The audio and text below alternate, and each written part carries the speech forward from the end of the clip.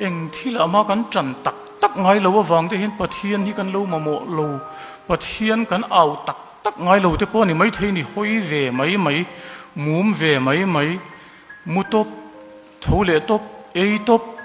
rui tur oma rui le mai te kan ni chuan pathian au na chan tur khongai takin ti ngoi na tur kan tong lo mai thei ani ka hrelo le chu ti zat ka dil to a ma se min la chang lo a ti chunga lalpa khongai takin min ti hlotin ro kamanga nga au thom hi hria ti ro lalpa min mu ti ro ti ngoi na tur te mishing hiana mamo ani i mamo ve em chung man lai thilani lo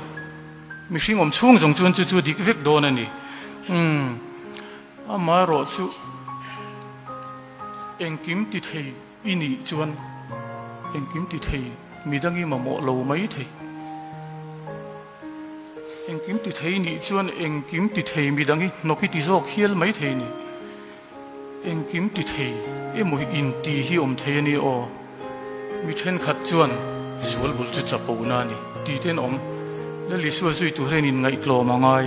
la li su phat san tu te chapo wang ti te pongai dana om chung chu enge in ngai dan tun lai khovela chuan poisa rong bak kan hreto lo kan thil ngai lu chong te na po poisa ania miding chuak kan ti po poisa ania chu ti lai chon Mahatma Gandhi te Mother Teresa te chu kan ngai sang der ve thowa ani na taka chuan an ni lo ang lampang hlir hi kan en ton so kan ni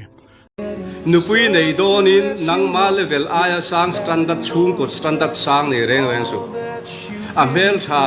ti wange mo an hausa te wang nei reng su inu le ipa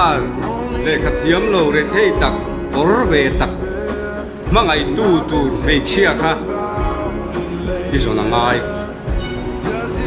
chu wang chuan officer ilo ni anu pui nei huna I lo kham lo tur mei chia chi nei tur ni lo hrim Ibel pa ibel nuin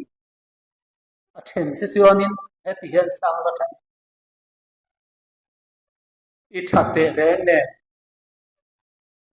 nang aya tha pathian in pe ka do niam an ti dam thop mai la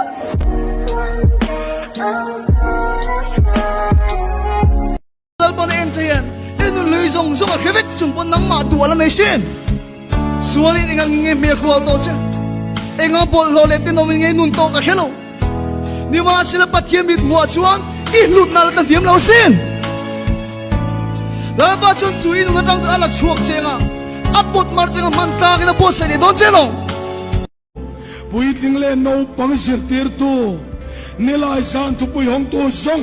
zong te hi hovel tane ken be chal hian lal rong boli lang chuan ko khani anung em ken be lo chan vo du si ko sana lal khot du kan nga em na hian ti sami ten ko ran min op lum zawani kalin oi nung zawolowani ina re reng hen rong bol tu poi alal polan ni lo tlang puyang Christmas ate kum tharne po fatuli darte ruai siam ho re rangi a milang saran ni ngai mang lawang rong bol tu nun chun niam thin hemi a rong bol na tak tak Krista nung zui tu te kanin la engi moli lek thini chu ke ma nge po hi soi chuak me len thin lunga lo om thin in ni venga em truth na chang tura in ngai tlat na thin lung te hi alo om ma khop mai khoi la ya mo hian chan ne thu bik tura in ngai tlat na thin lung te alom thina kain sia chen ka zak thi a chatura rong bol tu cho niam om tur kan ni reng sia chút tiang ang hay ko te su te an hak chuan mi chung leng mo lo in ti pali a ol ve lu tu kan ni chu rong bol tu nun helaya asoi chu lali swazia hini mai khin mi zo rong bol tu ring tu min ti hi biakina vik rong bol kan tum hi adik lo he chu dik tak cham pastor te ke ni full time lal pa ruat te pulpit ani hi ke ni full time ruat ni velo ni ve ke ni ang full time ruat ni velem lo ten in din hian in thu soi po nung lo angai nom lo mien mu thu mai mai wen chama lum te reng ne mu thu no mi lo hi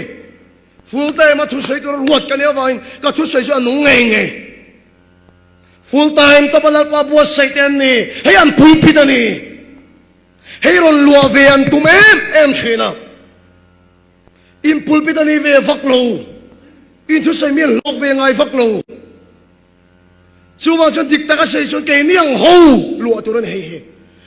thu buồn bu som ni le pakata angel ven khopuya kan lu don lalpa fa kinom rose chu khopuya chuan UPC hi ranom toang